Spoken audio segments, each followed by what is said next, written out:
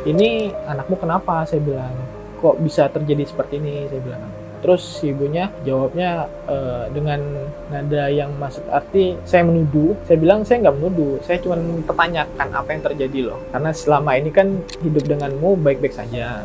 Setelah kita sampai di rumah sakit Timah, kondisi anak sudah terbaring di ruang IGD. Isi tangan udah tertutup sama perban, kaki udah diperban semua. Pengakuan dari ibunya sedang masak air panas. Terus diangkat, jatuh, tertumpah oleh dia.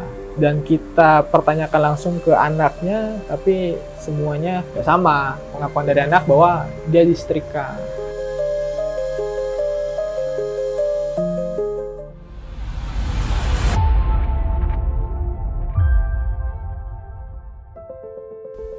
Pesan misterius itu muncul, membongkar semuanya, mengungkap semua. Hati orang tua sakit. Yang paling parah adalah hanya gara-gara sosis. Tangan sang anak melepuh karena setrika. Luar biasa. Sangat-sangat melukai. Apa yang terjadi? Lalu, seperti apa kelanjutannya? Saksikan semuanya lengkap di Saksi Kata Bangka Pos.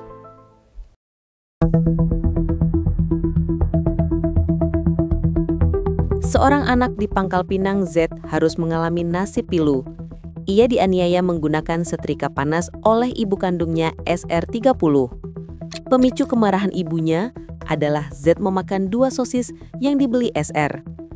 Tampak tangan Z masih terdapat bekas luka yang mulai mengering. Ketika diajak bicara, suara bocah itu pelan dan sesekali menunduk. Menurut keluarga ayahnya, kekerasan yang dialami Z tidak hanya kali ini. Ia kerap mendapat pukulan dengan sapu atau besi jika dianggap berbuat salah. Menurut sang paman, kejadian yang mengakibatkan luka bakar setrika itu sudah terjadi sekitar 3 minggu lalu.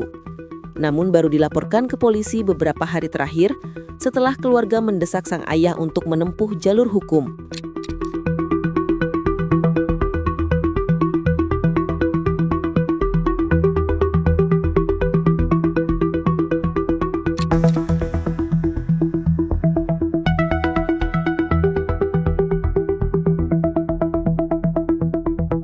Awal kronologi yang saya dapatkan pada saat itu, saya posisi di rumah setelah pulang bekerja di hari Sabtu. Saya mendapatkan pesan yang saya tidak kenal dari siapa orangnya, menyampaikan berita yang bikin kita kaget antara saya dan istri yang saat ini kan. Jadi dia menyampaikan ini benar atau tidak orang tuanya, dan terus saya bilang iya betul. Nah, terus dari yang bersangkutan menyampaikan bahwa tolong kamu samperin ke rumah dia untuk ngecek karena kondisi saat ini sedang memprihatinkan. Dan itu di hari Sabtu pukul 3. Nah, setelah itu saya beserta istri dan anak saya menuju rumah si kakak dari mantan istri saya. Nah, datanglah kita ke tempatnya yang berada di Selindung. Nah, sesampai tiba di rumah kakaknya, kondisi rumah udah tidak ada orang. Kita bertanya ke tetangga sebelah menyampaikan bahwa si anaknya sedang dibawa ke rumah sakit Timah. Nah, dari situ kami melanjutkan ke rumah sakit Timah untuk pengecekan secara langsung kan. Setelah kita sampai di rumah sakit Timah, kondisi anak sudah terbaring di ruang IGD. Kondisi tangan udah tertutup sama perban, kaki udah diperban semua, dan kita pun maksud hati, kok bisa loh seperti ini kejadiannya kan. Kita sama sekali tidak mengetahui, selama ini yang kita tahu kondisi anak dari orang tuanya baik-baik saja kan. Nah, dari situ saya pertanyakan kepada kakaknya, terjadi apa loh. Dari kakaknya pun menyampaikan bahwa kakaknya meminta maaf. Nah, setelah itu saya mencoba menemui salah satu perawat yang notabene waktu itu sedang menangani kan.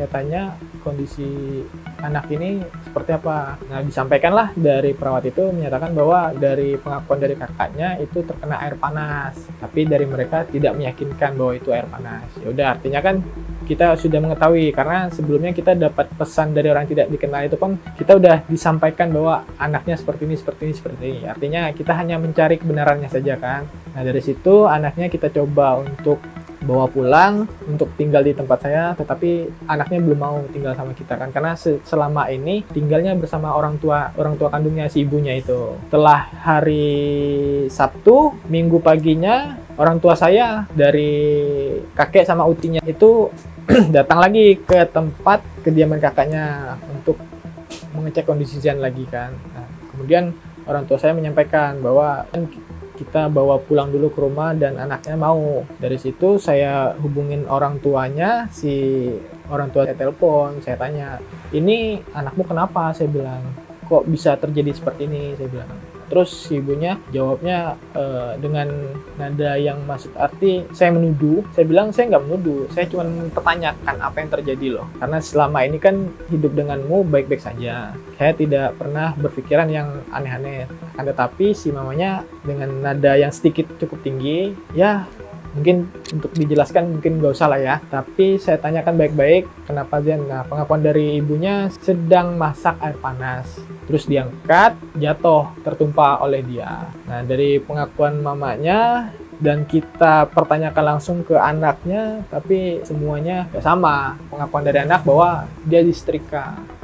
Jadi selama Zen tinggal di tempat kita lebih kurang 13 hari, saya datang ke Polres Pangkal Pinang bertujuan untuk mencari kebenaran. Maksudnya konsultasi bagusnya seperti apa, apakah orang tuanya kita panggil untuk mempertanyai terkait masalah ini kan. Tetapi dari orang tuanya selama 13 hari itu sama sekali tidak pernah kunjung datang untuk menemui anaknya, untuk mengobati ataukah minta maaf terhadapnya, itu sama sekali tidak ada selama 13 hari. Nah, dari situ kita selesai di Polres Pangkal Pinang, kita konsultasi, dari pihak Polres Pangkal Pinang pun menyarankan untuk pemanggilan orang tua. Dan kita pun maksudnya ya wis monggo kita maksudnya untuk mencari kebenarannya kan. Tanggal 28 kita dipanggil lagi, antara saya panggil lagi ke Polres Pangkal Pinang untuk dimintai keterangan lagi kan. Setelah dimintai keterangan bahwa dinyatakan memang pure bahwa anaknya disetrika, dari unit PPA pun dari kanitnya pun langsung menegaskan bahwa langsung aja kita bikin LP, kita tindak lanjut untuk mempertanggungjawabkan perihal ini. Nah, dari situ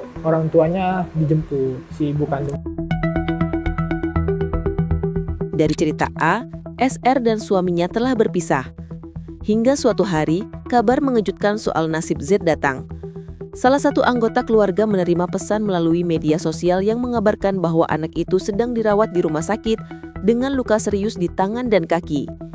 Kini Z tinggal bersama keluarga dari pihak ayahnya. Z juga sudah berubah mulai ceria dibanding ketika pertama kali datang. Keluarga besar berkomitmen merawat Z dengan penuh kasih dan juga melibatkan psikolog anak untuk membantu pemulihan traumanya. Keluarga besar korban berharap kasus ini bisa menjadi pelajaran bagi orang tua dimanapun. Anak, kata mereka, bukan tempat untuk melampiaskan kemarahan. Dalam kasus ini, SR menjadi pelaku penganiayaan terhadap anak kandungnya sendiri telah diamankan oleh Unit Perlindungan Perempuan dan Anak atau PPA Satreskrim Polresta Pangkal Pinang. Kepada polisi, SR mengaku penganiayaan itu dilakukan karena kesal terhadap anaknya yang masih berusia 7 tahun. SR dijerat pasal berlapis tentang KDRT dan kekerasan terhadap anak dengan ancaman hukuman hingga 15 tahun penjara. Polisi mengatakan kasus ini terbongkar setelah ayah Z melapor seusai menerima pesan media sosial yang memperlihatkan kondisi anaknya di rumah sakit. Begitu mengetahui kabar itu, sang ayah langsung menuju RS Bakti Timah Pangkal Pinang dan mendapati putranya sedang menjalani perawatan medis di IGD dengan luka bakar cukup parah. Pelaku sendiri saat ini telah diamankan dan dilakukan penahanan oleh penyidik unit PPA Polresta Pangkal Pinang untuk mempertanggungjawabkan perbuatan pelaku. Kasat Reskrim Polresta Pangkal Pinang AKP Singgih Aditya Utama mengatakan saat ini SR telah diamankan. Kalau selama 13 hari itu sama sekali dari ibu kandungnya tidak ada sama sekali untuk ada etikat baik mengobati atau minta maaf, itu tidak ada. Hanya ada dari kakaknya itu WA kepada istri saya untuk menyampaikan bahwa mereka kangen. Maksud saya gini, kalau memang mereka kangen ya mereka kunjungin dong, karena kondisinya itu masih terpuruk sakit loh, bukan dalam arti lukanya itu luka ngilu atau apa, ini luka yang benar-benar serius bakar. Jadi karena saya itu tidak satu rumah dan saya tidak mengetahui, jadi pengakuannya itu bukan arti kita yang mengarang cerita, bukan. Dari pengakuan kita tanya apa yang terjadi di saat itu, yang saya ketahui ya ada 2 sosis. Nah di saat itu pengakuan si mamanya sedang melakukan masak nasi goreng. Nah setelah masak nasi goreng mungkin sosisnya dimakan dua-duanya. Ditanyalah sama mamanya, sosis yang satunya mana? Nah terus si anak tidak mengakui, usut mengakui bahwa sosis yang dua-duanya tadi dimakan sama dia. Nah setelah dari situ si mamanya saya nggak tahu ditempel pakai teflon yang buat nasi goreng. Nah setelah dari tempel kondisi sedang sakit, setrika lagi sama mamanya. Nah itu karena kita tidak mengetahui dan pengakuan dari Zen yang itu yang saya dapatkan informasinya.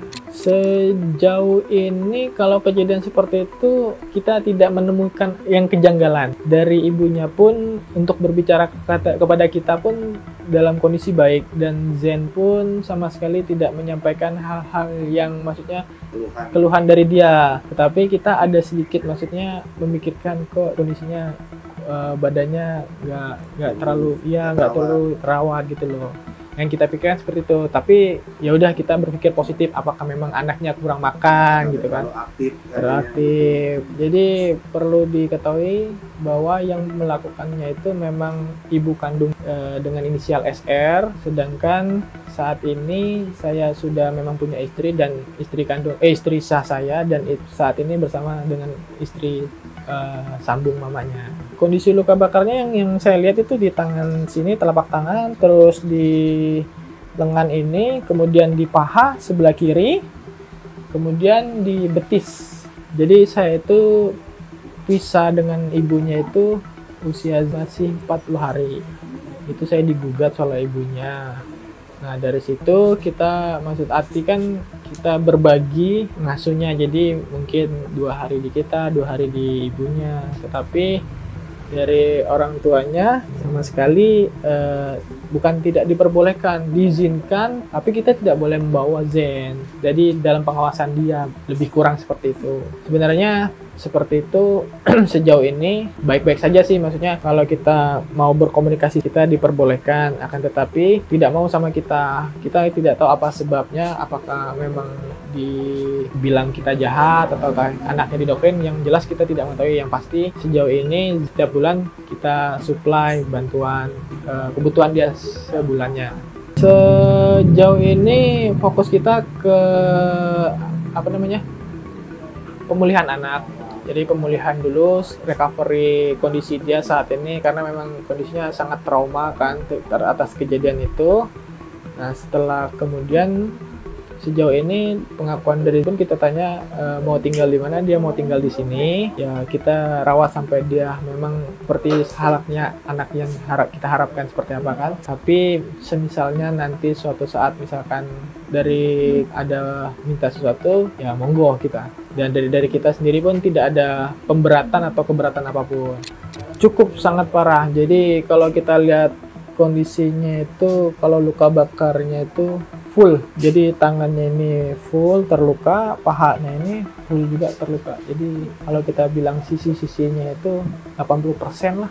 Kalau dia tangannya 80%, kakinya 80%. Kondisi saat ini alhamdulillah sudah berangsur pemulihan, dan yang terlukanya itu udah kembali lagi ke daging awalnya. Harapan kita kan mudah-mudahan tidak terjadi pembekasan lah, harapannya seperti itu sih.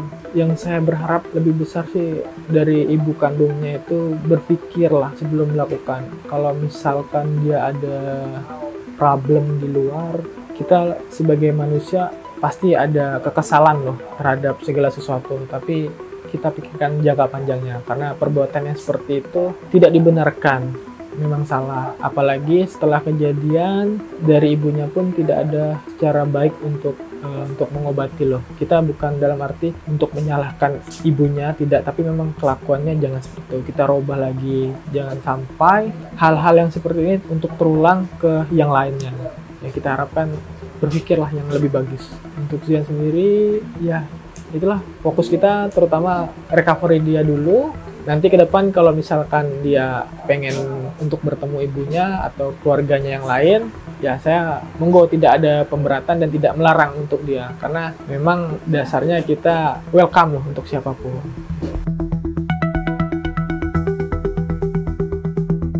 Teruntuk teman-teman yang kiranya sudah mengetahui berita yang saat ini beredar, saya kira untuk lebih bijak mengambil tindakan, dalam arti itu berkomentar yang hal-hal negatif kita hilangkan. Kita fokusnya ke recovery saat ini. Dan saya ucapkan terima kasih juga kepada seluruh rekan-rekan, teman-teman yang telah membantu, mensupport terhadap adik Zen. Saya ucapkan terima kasih banyak.